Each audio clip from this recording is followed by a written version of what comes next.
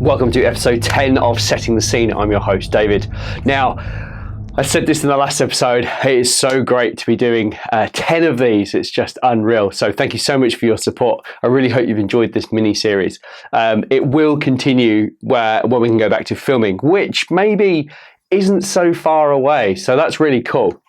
Boris and I have got some great ideas to do something to tie you over until we can get into the proper community battle report. So stay tuned for that. It's in the works. I'm writing stuff at the moment to get that sorted. But in today's Setting the Scene, I'm going to do a really lovely little scene here out of very few Games Workshop components. And it looks fantastic. I've built half of it already, so I know roughly how it goes together in my head. And then I went into the garage and grabbed a load of additional terrain, which I might just plonk on and see how it looks. But a couple of things to note, you will be able to see this camera in shot. Ideally, I wouldn't want it to be in shot, but I messed around with a tripod and tried to zoom in and zoom out, and I couldn't quite get the frame that I wanted. And it was best just to be in the foreground there, stacked on a load of Adeptus Titanicus books. They were the perfect size. So hopefully you won't mind that, but I will overlay this image on this second camera a lot more than just my face. So there we go. So I looked back through the archive of Setting the Scene and Firefight and realised that we hadn't really done too much with characters.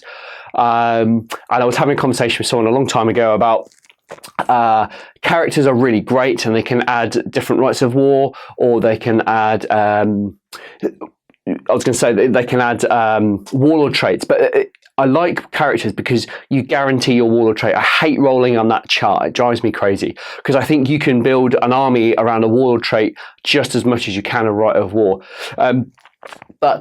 Obviously they're characters and they tell the story of the Horus Heresy, and there's a lot of kind of fluff that goes with them. But sometimes a character isn't always better than, say, a tooled up Praetor or something. So that's something I really wanted to explore. And so in Firefight, we're going to go into a little combat. You might be able to see them on this camera here.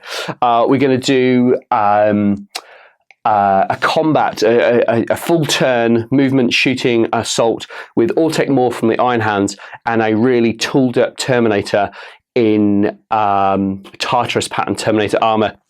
So I figured we'll do a nice little scene where there's not much in the foreground, some stuff in the background, and then a bit of a backdrop. And this is all something you can do at home really, really easily. And it will take some really great pictures as well, which is what Setting the Scene is all about. All right, so I'm just going to run through the bits and bobs that I've got. So as always, I've got a little tub of trusty chopped up slate or smashed slate. I've got a couple of the Games Workshop trees, the original ones before the new ones came out just recently. I love these, and I've got about 20 of these in my painting desk. They're not very well painted, but you won't really see them because they're going to be edges. But I thought I'd include some trees. They are going to feature in the boards a lot more in the future when the Death Guards start to arrive on the channel. I've got one of these riser pattern ruins you got from that set for Kill Team. I absolutely love this building. It's one of the very few buildings in the game that is complete. The roof is detachable, which is great, but I love a complete building. I think it's fantastic. I've got 3 more of these which I've acquired from eBay and various other sources. And a classic crane, some crates. I've got the Adeptus Titanicus, a kind of storage tank, I guess, but that'll look great on top of the building here. A couple of pipes. And some barrels and whatnot. So that's really cool. But the main thrust of the board is going to be built from a Realm of Battle tile, which I made years and years ago when I first came back to England, probably 6-7 years ago. And this was built for a Warhammer army, which I started to collect when I first came back. I had like 50 skeletons, grave guards, a couple of the Black Knights, and the White King, and a couple of Banshees. And this was the theme of the army. It was kind of grey rock with brown kind of soil, muddy, marshy type stuff with some flock. And then I filled in the pits of skulls with a mix of PBA and some, I think it was like green ink or whatever. So it kind of made it look a bit boggy and marshy. I have used this before on the channel a few times. Not so much as the channel's kind of moved towards the aggregate and the live battlefield, as I've coined it. So we're going to use this board in this one because it looks quite cool. And hopefully from this camera here in front of me, you can see kind of where the scene is. So we're going to build a backdrop. The two characters are going to stand on this little ledge here, which I think is quite cool. And then all the other stuff will be around it just to kind of set the scene. See what I did there? All right. Next up is this this background from Element Games. I bought it a couple of years ago. I think it was about 75 quid. And you've got this kind of frame here to hold this. It all detached and folds away into a little bag. It's really nice. And it came with 3 neoprene mats. The first one is kind of this blue, purpley kind of colour. And it came with a brownie one, and then like a gradiated blue one, kind of the classic Games Workshop photography background, which looks really cool for single miniatures. And all that's going to do, that's going to just slot in there really nicely. Try and get out all the kinks. What we might do is I might increase the height of it, and that will just make it drop. Look at that. It's almost like I know what I'm doing. Almost. That's kind of cool. If we shove that back, it's not quite had the desired effect. It worked perfectly when I was trying to set it up earlier. As is the way with stuff like this. I don't think that's too bad. I'm going to just push this back a little bit more. Oh man, come on. I want it nice and straight. So I think if I just... there we go. If I fold that up there, that works really well. Cool. I'm just checking this camera to make sure everything's in shot for you guys. There we go. Okay, I'm really happy. I did try the other one with the brownie one, but then you've got brown and brown. It didn't quite work, so I kind of like the really moody kind of background here. And I've specifically left this area clear because when I do the dice rolls later, it will just be a bit easier for me to reach in and kind of grab stuff. So the main backdrop is this really large building, which I love. And it does hang over the back here a little bit, but you know, we're more interested in this front part here rather than anything else. So we just make sure that the feet, or the walls of the building rather, are on the board, because if it was off like that, it would look weird. We could just ram it full of some slate, just to kind of, well, loads more than that obviously, just to build it up, but I'm not going to do that. I'm just going to make it sit perfect on that little plateau there, which is really cool. So how's that looking? Yep, looks really good. I'm going to take these trees just to bulk out this section here. I want to create a little bit of depth, so instead of putting 3, I'm just going to put 2, and there's quite a big space here, and I'll overlay a load of photos so you can see what I'm doing. Just have a quick look. Yeah, so we're just trying to create a bit of illusion there. I think that looks quite cool. Bit of depth there, lovely. I appreciate this is the better camera to watch than maybe the main one, so I will overlay that a lot more. And then moving on to the actual building itself, I really like the idea of putting this crane on here. Now, when I actually zoom in and do the firefight, you won't see much of the crane, but you'll get a hint of it, which is really nice, which just makes the scene a little bit more interesting. It's far too high, and you know, I might take it off actually, but we'll just have a quick look. I really like this red crate just along here. I've done this a few times where I put crates on hills, and it's like the crate's kind of fallen from where it was, and then it just tumbles down and all the stuff inside just spills out of it. So I've got a few bits, which I'll do. I've got a nice red barrel there just to contrast with the green of that building. And then, where's that crate gone? There he is. And then we're just going to stuff that in here. Like the contents have just spilled out. The crane's lost its grip on that crate and all the little container. I keep calling it a crate. It's a container, isn't it? Sorry. So he's lost his grip on the container, and all those little crates have just fallen out. I might lay that down because it'd be quite cool if the barrel stayed directly upright after falling out. Excuse me, I knocked that. I think that's okay. It looks pretty good. Then the other option is, obviously you've got these little ports here, which will allow you to, but that doesn't quite work. If we were on a much larger hill, we might put that on, but it doesn't work, so we're not going to bother. We've got another one here, but again, Doesn't quite work, so we'll get rid of him. And then just as a little extra flourish, we'll put this on the back here. Whether it works or not, I don't know. I'll have a quick look in the camera and come back to you and have a look. But that's not too bad. And then finally, well, I say finally, there's a couple of there's one issue which really bugs me, which I'd love to talk to you about. This kit is absolutely amazing. I love it, as I mentioned earlier.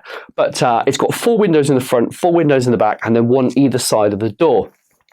But the kit doesn't come with enough of these windows to block up all of the windows. So you end up with a model that's kind of half open and half not. And sometimes it's nice to have a completely sealed building. It's a bit of a break from just everything that's being destroyed and wrecked. So it does bug me a little bit.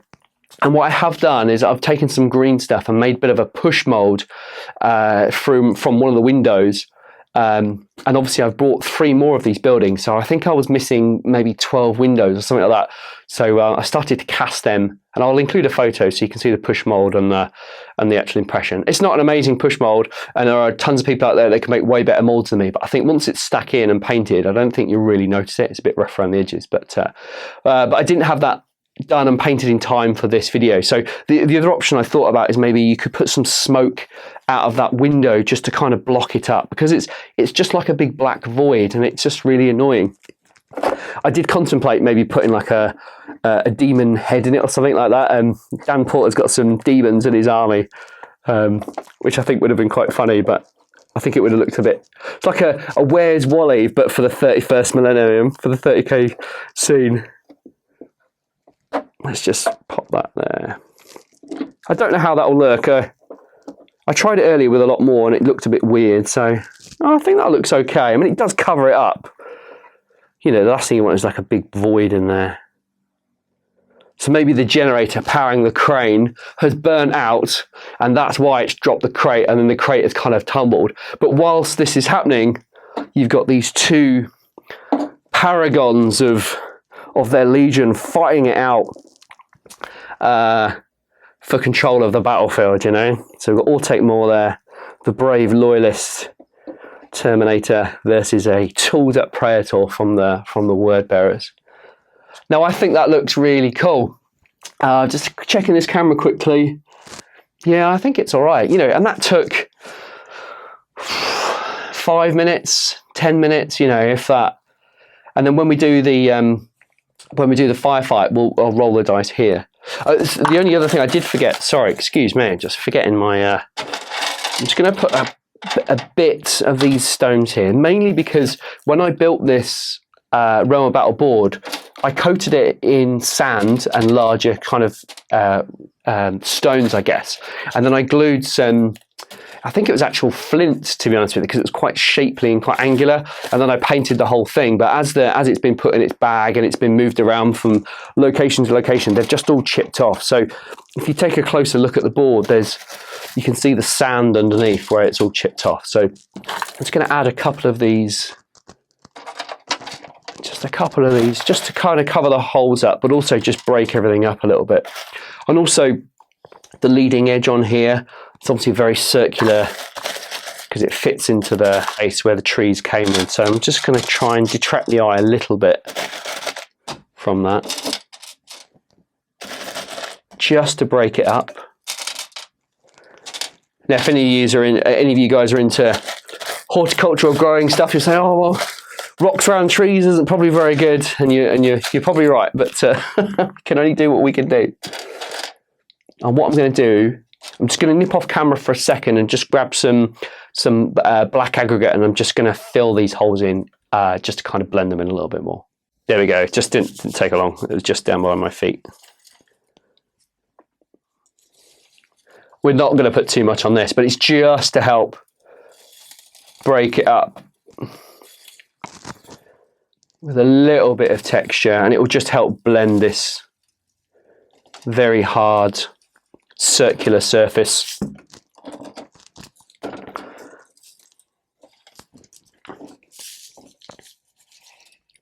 Yeah, that's a lot better. Just some very small rocks if we can, just to kind of break that up a little bit more.